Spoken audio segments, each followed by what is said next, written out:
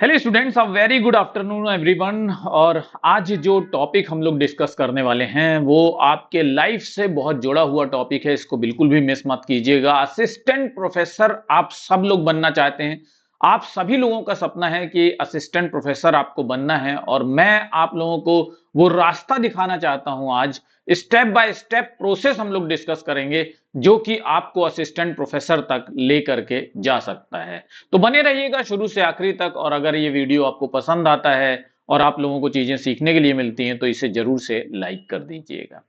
तो देखते हैं असिस्टेंट प्रोफेसर बनने के लिए हमें क्या क्या चाहिए। तो सबसे पहली बात जो है, क्योंकि मैं आप लोगों को खुद असिस्टेंट प्रोफेसर का रास्ता दिखाने वाला हूं, स्टेप बाय स्टेप प्रोसेस बताना चाहता हूं, तो ये आप पहले समझ लीजिए कि जो असिस्टेंट प्रोफेसर का एमपीपीएससी असिस्टेंट प्रोफेसर का जो रिटन एग्जाम है, मैंने खुद क्वालिफाई किया है और अभी इंटरव्यू आने वाला है। तो मैं खुद अपने एक्सपीरियंस से भी आप लोगों को सही रास्ता जो है दिखाने में सक्षम हूं कि कैसे आप तैयारी करें, क्या आप तैयारी करें, और क्या मैंने कभी सिलेबस जो है असिस्टेंट प्रोफेसर का देखा था, क्या आपको असिस्टेंट प्रोफेसर का सिलेबस देखना चाहिए, मिनिमम एलिजिबिलिटी क्या होती है, कैसे आप बिना नेट के भी क्या आप असिस्टेंट प्रोफेसर दे सकते हैं, क्या आपके लिए नेट की रिक्वायरमेंट होती है, क्या मिनिमम क्वालिफिकेशन होती है, क्या मिनिमम एलिजिबिलिटी है, क्या न्यूनतम पात्रता है असिस्टेंट प्रोफेसर का एग्जाम देने की, उन सारी चीजों पर आपसे बात करेंगे। और लास्ट में 4 महीने में कैसे आपका प्लान होना चाहिए,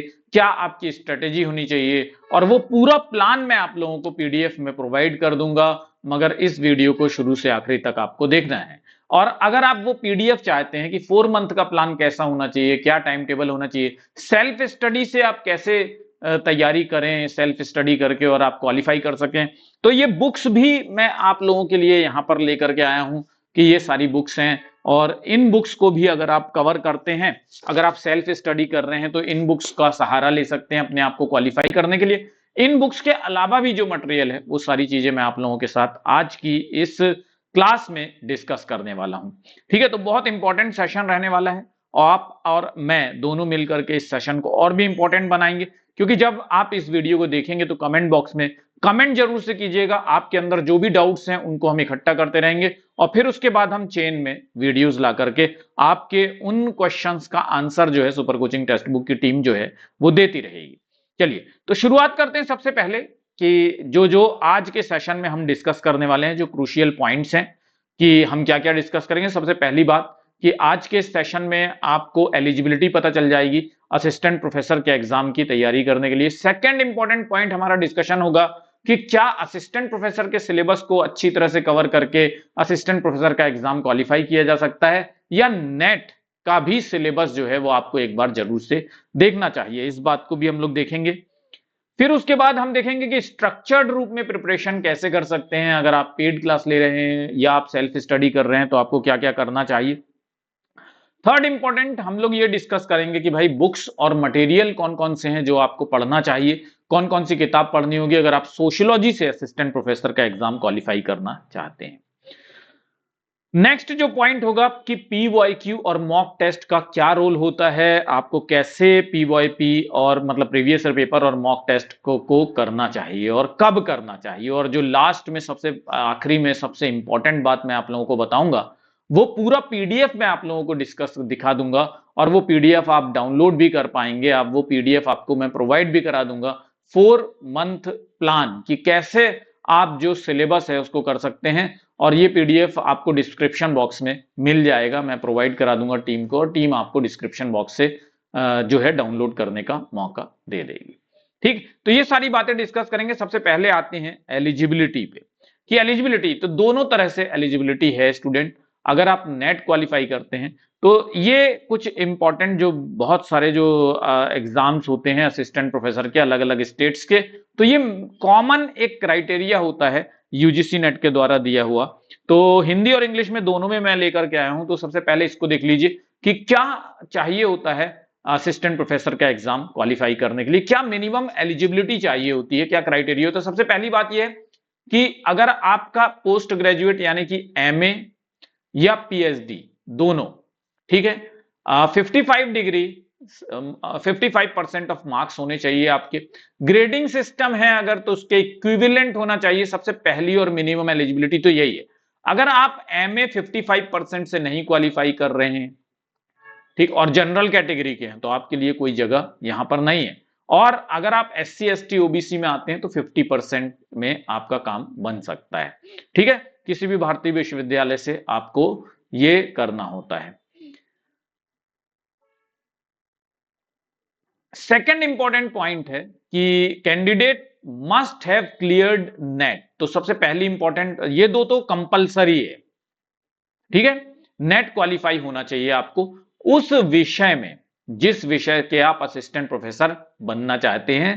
तो राष्ट्रीय पात्रता परीक्षा। लेकिन अब एक सवाल उठता है कि क्या अगर नेट क्वालिफाई नहीं किए हैं, तो अगर सेट क्वालिफाई किए हैं तो क्या दे सकते हैं? तो हाँ, अगर आप किसी स्टेट के हैं, जैसे आप मान लीजिए मध्य प्रदेश के हैं, और अगर आपने एमपी का सेट क्वालिफाई कर रखा है, तो केवल एमपी स्टेट का जो असिस्टेंट प्रोफेसर का एग्जाम है वो आप दे सकते हैं। और अगर आप राजस्थान के हैं और आपने राजस्थान का सेट क्वालिफाई कर रखा है, तो आप केवल राजस्थान का दे सकते हैं। राजस्थान का सेट क्वालिफाई करके एमपी नहीं दे सकते, एमपी का सेट क्वालिफाई करके राजस्थान नहीं दे सकते। लेकिन अगर आपने नेट क्वालिफाई कर लिया है ना, तो आप किसी भी स्टेट का भारत के अंदर आप एलिजिबल हो जाते हैं वहां के असिस्टेंट प्रोफेसर का एग्जाम देने के लिए। ठीक, दूसरी बात, सेट मैंने आपको बता दिया कि दूसरा तरीका ये है सेट। अब तीसरा तरीका क्या है? तीन तरीके हैं जो आपको असिस्टेंट प्रोफेसर बनाते हैं। तीसरा तरीका है, आपको इन दोनों से ही छूट मिल जाती है। आपको नेट और सेट आपका कोई मतलब क्वालिफिकेशन नहीं चाहिए होता है। अगर आपके पास पीएचडी की डिग्री है, तो अगर आपने डॉक्टरेट कर रखा है, पीएचडी की डिग्री है आपके पास, तो भी आप जो है असिस्टेंट प्रोफेसर के एग्जाम में बैठ सकते हैं। यूजीसी का अपना रेगुलेशन है, 2009 में आया था, और उसमें उन्होंने कहा था कि नेट की आवश्यकता नहीं पड़ती है अगर आपके पास पीएचडी है ऑलरेडी। तो ये तीन तरह से, या तो आप नेट क्वालिफाई कर लीजिए, तो आप पूरे नेशनल लेवल पर आप क्या हो जाते हैं, आप एलिजिबल हो जाते हैं असिस्टेंट प्रोफेसर का एग्जाम देने के लिए। सेट क्वालिफाई कर लीजिए तो उस स्टेट के लिए आप एलिजिबल हो जाते हैं, और अगर आपने पीएचडी क्वालिफाई किया है तो भी आप एलिजिबल हो जाते हैं। मगर एक बात ध्यान रखिएगा कि आप अगर नेट हैं तो आप पीएचडी जरूर से कीजिए, क्योंकि आपको बहुत सारा फायदा होता है। और अगर आप केवल पीएचडी हैं तो नेट जरूर से कीजिए, क्योंकि उससे भी आपको बहुत फायदा होता है। तो दोनों ही केसेस में आपको नेट प्लस पीएचडी या सेट प्लस पीएचडी या set plus PhD plus set, ये आपका होना ही होना चाहिए। ठीक है, क्योंकि उससे आपका आत्मविश्वास भी बढ़ता है, और ये एक बहुत ही इंपॉर्टेंट जो पोजीशन है असिस्टेंट प्रोफेसर की, हमारे समाज में भले ही चाहे एक प्रोफेसर को कोई भी दर्जा दिया जाता हो, लेकिन बहुत रिस्पेक्टेबल पोजीशन है, और बहुत सारे स्टूडेंट का भविष्य जो है वो आपके हाथ में होता है। ठीक, इसीलिए मैं आप लोगों से हमेशा यही कहूंगा कि आप पीएचडी भी कीजिए, नेट भी कीजिए, और सेट भी क्वालिफाई कीजिए। क्योंकि जब आप नेट की तैयारी करते हैं ना, तो आपके लिए बाकी सारी चीजें करना जो है वो आसान हो जाता है। चलिए, तो ये तो मैंने आप लोगों को ऑलरेडी बता दिया।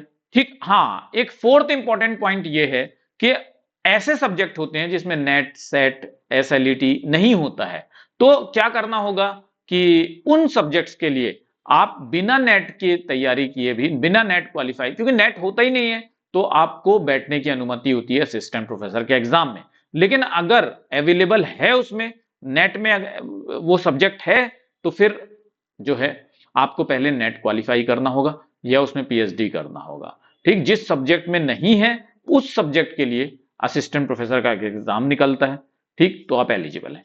अब बहुत सारे बच्चे ये क्वेश्चन पूछते हैं कि सर मैं एंथ्रोपोलॉजी से हूं, सर मैं रूरल डेवलपमेंट से हूं, उसमें नेट नहीं होता है, तो क्या मैं एलिजिबल हूं सोशियोलॉजी का एग्जाम देने के लिए? तो हाँ, ये अलाइड सब्जेक्ट कहलाते हैं, आप सोशियोलॉजी का असिस्टेंट प्रोफेसर का एग्जाम दे सकते हैं।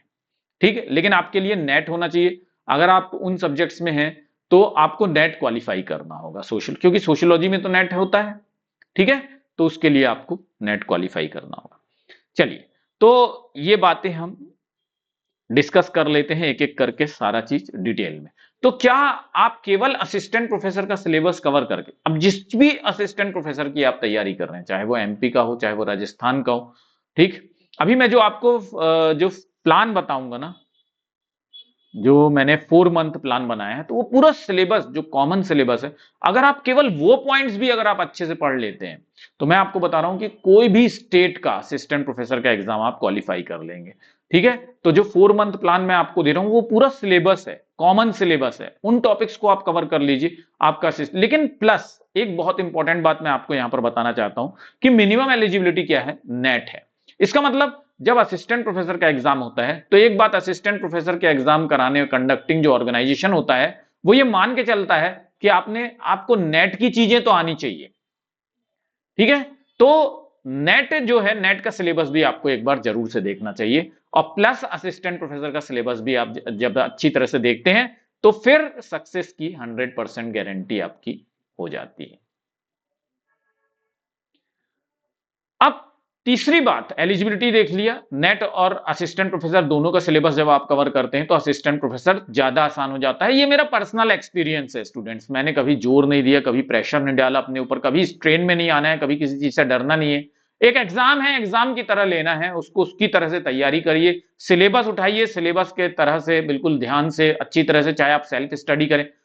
तीसरी बात जो इंपॉर्टेंट पॉइंट है वो है स्ट्रक्चर्ड प्रिपरेशन होना चाहिए। अब आप स्ट्रक्चर दो तरीके से हो जाते हैं। अब कई सारे बच्चे होते हैं जो बोलते हैं कि सर हमारे घर में ना बहुत सारी प्रॉब्लम्स लगी रहती हैं, या सर मैं जॉब करता हूं तो मेरे को टाइम ही नहीं मिल पाता है, या सर बहुत सारी परेशानियां हैं, सर जॉब नहीं लग रही है तो घर वाले भी परेशान करते हैं, बाहर वाले भी परेशान करते हैं, मन नहीं लगता, डिप्रेशन आता है। तो आपके पास दो तरीके हैं, एक तो आप पूरे मन से, तन से, धन से पेड क्लास ज्वाइन करें, और जो पेड क्लास में कराया जा रहा है वो आप पूरी तरह से करें। लेकिन कुछ बच्चों को फाइनेंशियल प्रॉब्लम्स होती हैं, है कि नहीं?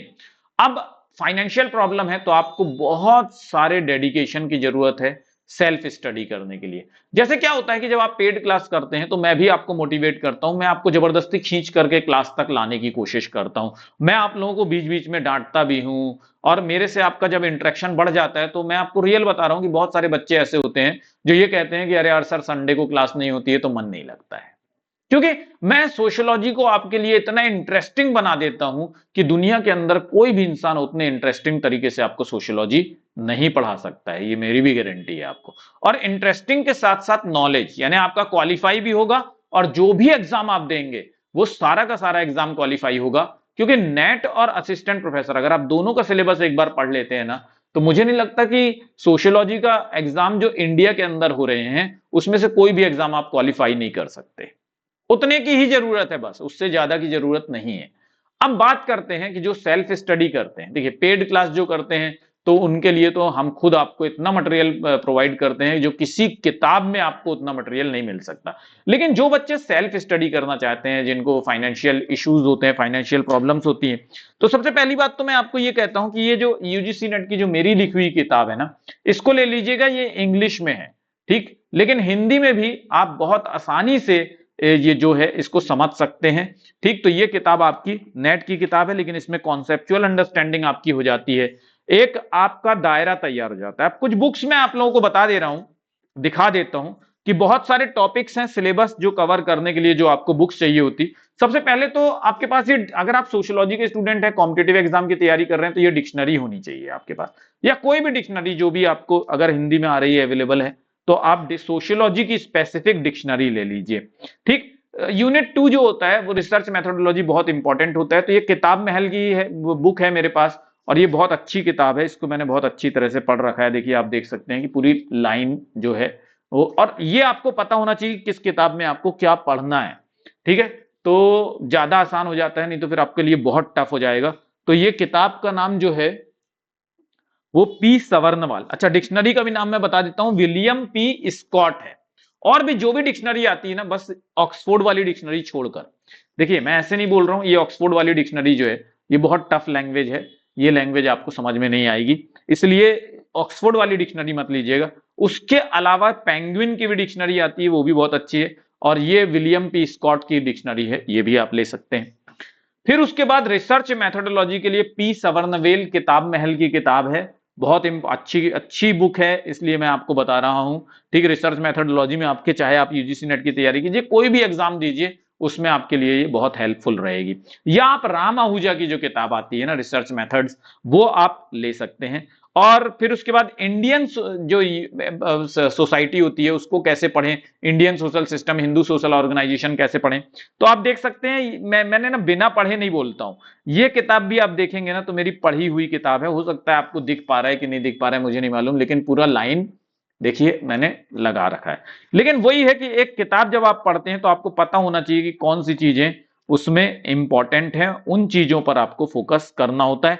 ये इंडियन सोशल सिस्टम किताब है राम आहूजा की, हिंदू सोशल ऑर्गेनाइजेशन वगैरह, जो इंडियन कास्ट, जो इंडिया क्लास सिस्टम है उसमें प्रॉब्लम्स क्या चल रही हैं। ठीक, राम आहूजा की दूसरी किताब आप खरीद सकते हैं कि सोशल प्रॉब्लम्स इन इंडिया।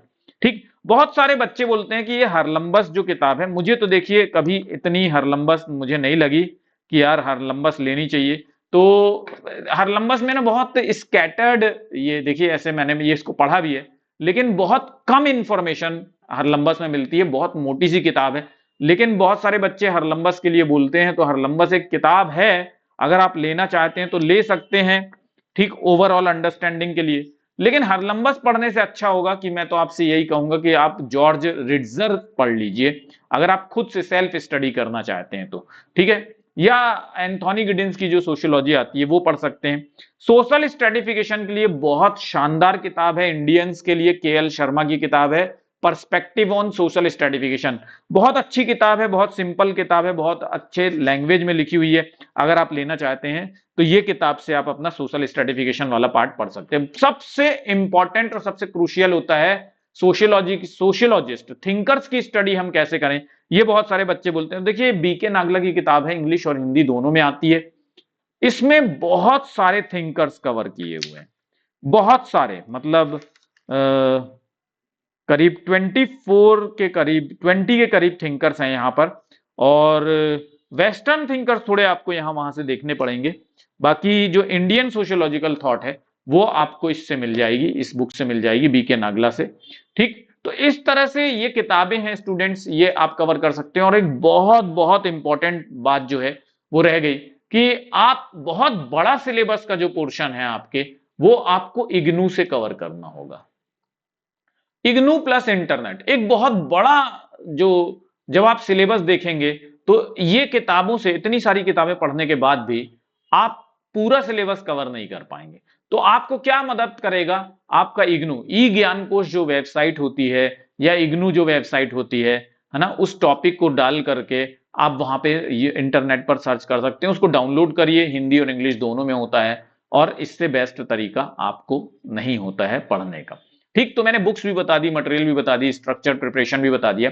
अब प्रीवियस ईयर पेपर और मॉक टेस्ट, बहुत सारे बच्चे बोलते हैं सर इसको कब करना चाहिए, टाइमिंग क्या होनी चाहिए जिससे कि एग्जामिनेशन में हमको बेस्ट आउटपुट मिल सके। क्योंकि जब आप सही समय पे सही कार्य करते हैं ना तो उसका एक अलग परिणाम देखने के लिए मिलता है। तो मैं ये कहता हूं कि आप प्रीवियस ईयर पेपर्स ना डेली सॉल्व कीजिए, जितना आप प्रीवियस ईयर पेपर सॉल्व, जरूरी नहीं है कि आप एमपी के असिस्टेंट प्रोफेसर की तैयारी कर रहे हैं तो केवल एमपी के असिस्टेंट प्रोफेसर का प्रीवियस ईयर पेपर करेंगे। कर्नाटक, केरला जो मिल जाए उसको सॉल्व करो, समझ गए। और मॉक टेस्ट देखिए, मेरी क्लासेस जो हैं लगातार यूट्यूब पर सुबह 11 बजे चलती है, ठीक, मंडे। और देख लीजिएगा, मनोज सोनकर सर ढूंढ सर्च कीजिएगा, आपको बहुत सारी क्लासेस मिल जाएंगी। ठीक, और तो अब उनमें मैं बहुत सारे टेस्ट एमसीक्यूज कराता रहता हूँ, बिल्कुल एकदम topic wise. Master class app पर भी मैं बहुत सारे एमसीक्यूज कराता हूँ, तो उसको ना अटेंड किया कीजिए। अगर आप फ्री स्टूडेंट भी हैं तो भी अटेंड कीजिए, और पेड क्लास के स्टूडेंट्स तो उसको अटेंड करते ही करते हैं। अब नेक्स्ट जो इंपॉर्टेंट पॉइंट है वो है 4 मंथ प्लान। तो 4 मंथ प्लान जो मैंने बना रखा है, ठीक, बच्चों के लिए। बहुत सारे बच्चे बोलते हैं कि सर हमें शेड्यूल बनाने में ना बहुत दिक्कत होती है, तो प्लीज आप ही कुछ कर दीजिए, आप ही शेड्यूल बना दीजिए। तो मैंने ये आप लोगों के जो प्रॉब्लम्स हैं उनको आसान बनाने के लिए ये भी मैंने किया है आप लोगों के लिए। तो वो भी मैं 1 मिनट मैं बता देता हूं आप लोगों को कि कैसे आप कर सकते हैं। थोड़ा देर के लिए इसको मैं, ब्लैकआउट हो जाएगा, कोई बात नहीं, थोड़ा सा पेशेंस रखिएगा। हम्म,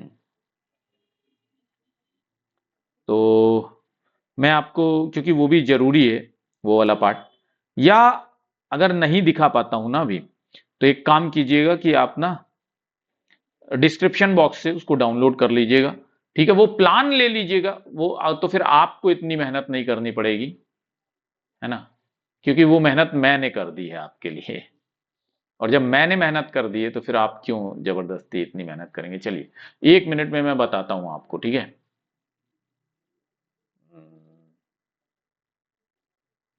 जस्ट अ मिनट। अभी लगता है कि कुछ इशू आ रहा है यहाँ, तो नहीं हो पा रहा है।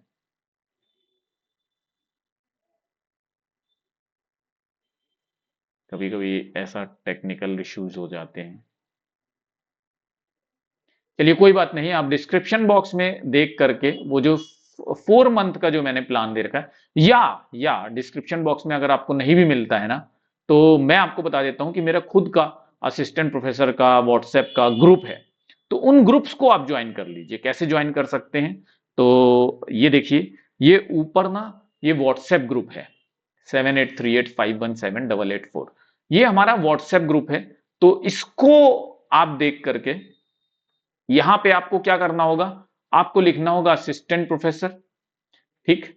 असिस्टेंट प्रोफेसर लिख दीजिएगा और अपना नाम और प्लेस लिख दीजिएगा, और मैं आपको वो जो असिस्टेंट प्रोफेसर वाला ग्रुप है ना वो ज्वाइन करा दूंगा। वहां पर आपको पीडीएफ मिल जाएगा उस 5 ईयर वो जो 4 मंथ प्लान है उसका, ठीक। और ये टेलीग्राम ग्रुप भी है, ऑफिशियल वाला है, ठीक। तो इस टेलीग्राम ग्रुप को भी आप ज्वाइन कर सकते हैं, और मेरा अपना भी टेलीग्राम ग्रुप है। अगर आप टेलीग्राम पे मनोज सर सोशियोलॉजी सर्च करेंगे तो वो भी आपको मिल जाएगा, ठीक। ये टेलीग्राम भी ग्रुप है मनोज सोनकर _टेस्ट बुक। तो इसमें से कोई भी टेलीग्राम ग्रुप आप ज्वाइन कर लेंगे ना, तो उसमें मैं वो शेड्यूल जो 4 मंथ प्लान होता है कि 4 महीने के अंदर आप कैसे 100% असिस्टेंट प्रोफेसर के एग्जाम को क्वालिफाई कर सकते हैं, उसको आपको फॉलो करना होगा। तो वो जो चीज है वो आपकी हो जाएगी। और एक बात और है कि बहुत सारे बच्चों को ये प्रॉब्लम रहती है, ये शिकायत भी रहती है कि सर जो जीके वाला पार्ट होता है किसी स्टेट स्पेसिफिक का, उसको कैसे तैयार करें। तो उसके लिए ना आप कोई भी जो पीएससी का जो आप जिस स्टेट की आप तैयारी करना चाहते हैं उस स्टेट में जो पीएससी की कोई भी पतली सी किताब ले लीजिए उस स्पेसिफिक जीके की। जैसे आप मान लीजिए राजस्थान की तैयारी कर रहे हैं तो राजस्थान जीके ले लीजिए, है ना। मार्केट में जाकर के थोड़ा सा सर्च कर लीजिए और जो पतली सी किताब है उसको ले आइए और उसको रट डालिए, ठीक। बस उतने से आपका हो जाएगा। बस एक बात याद रखिएगा कि स्टेट स्पेसिफिक जो स्कीम्स होती हैं उसको इंटरनेट पर सर्च कर लीजिएगा। बहुत सारे स्टेट्स की अपनी वेबसाइट होती है, उसमें वो स्कीम्स रहते हैं। तो उनका पीडीएफ डाउनलोड करके उसका प्रिंट निकाल करके उसको पढ़ना शुरू कर दीजिएगा। उससे आपका जो स्टेट स्पेसिफिक स्कीम से रिलेटेड जो क्वेश्चंस आते हैं वो आपके बन जाएंगे, ठीक है। तो इस तरह से इतना कर लीजिए, मुझे लगता है कि आपको इससे ज्यादा करने की आवश्यकता नहीं पड़ने वाली है, ठीक है। और हम तो फिर बैठे ही हैं आपके लिए, तो ग्रुप ज्वाइन कर लीजिए, उसमें आपको बहुत सारा फायदा होगा। और ऑल द बेस्ट, और देखते रहिएगा ये लेक्चर्स, क्योंकि मैं असिस्टेंट प्रोफेसर के अभी इंटरव्यू भी लेकर के आने वाला हूं कि इंटरव्यू की तैयारी कैसे करें, और उन बच्चों को इंटरव्यू भी हम आप देख भी पाएंगे जिन बच्चों ने क्वालिफाई किया, और अगर इंटरव्यू कंडक्ट करते हैं तो वो भी आपको मिल जाएगा वो लेक्चर। तो इसलिए इस जो आप वीडियो देख रहे हैं ना, इसमें बेल आइकन जरूर से प्रेस कर दीजिएगा। अभी तक चैनल को सब्सक्राइब नहीं किया तो सब्सक्राइब कर लीजिएगा, लाइक करना बिल्कुल मत भूलिएगा, और अगर आप दूसरों को शेयर करते हैं तो और भी अच्छा है। Thank you very much, all the best, bye bye.